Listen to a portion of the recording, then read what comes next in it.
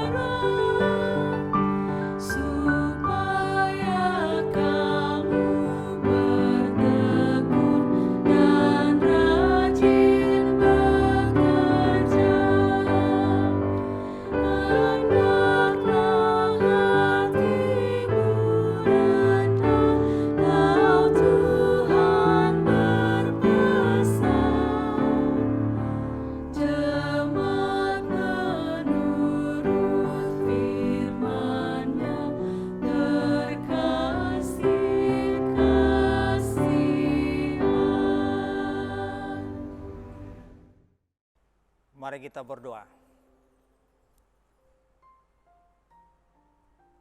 Terpujilah Engkau Tuhan Allah, oleh karena kasih karunia Tuhan yang selalu menyertai kami. Terima kasih Tuhan atas pagi yang cerah ini. Tuhan memberikan kami napas kehidupan yang baru. Kiranya pada hari ini juga Engkau Tuhan menolong dan membantu menuntun segala perjalanan kehidupan kami. Sebentar kami akan mendengar firman Tuhan. Kiranya Roh Kudus-Mu menguasai hati dan pikiran kami. Dalam nama Yesus Kristus kami berdoa dan mengucap syukur. Amin. Firman Tuhan bagi kita pada hari ini, Jumat tanggal 15 Oktober 2021, tertulis dalam kitab Efesus 4 ayat 28.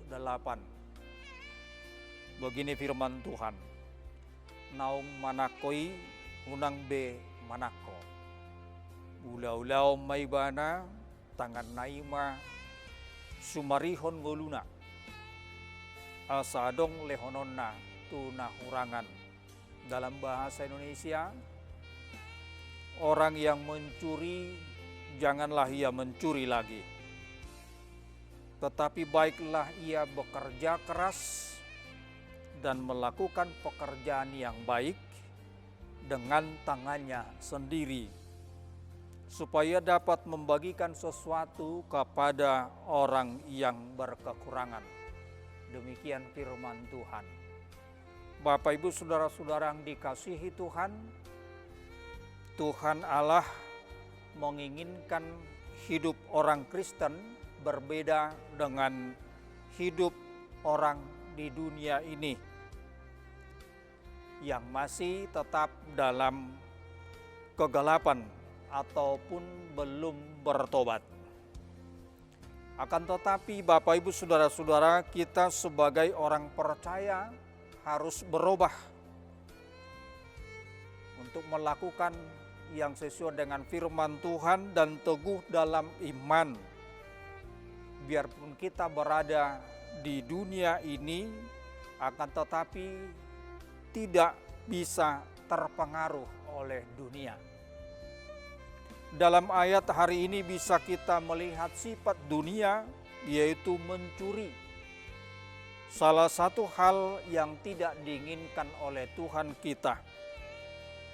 Namun kita harus menjadi orang yang bekerja keras agar bisa memberikan yang terbaik untuk memenuhi biaya hidup kita sendiri, juga mencukupi kebutuhan keluarga, juga memberikan yang terbaik kepada orang yang berkekurangan atau yang membutuhkan. Mencuri adalah mengambil milik orang lain.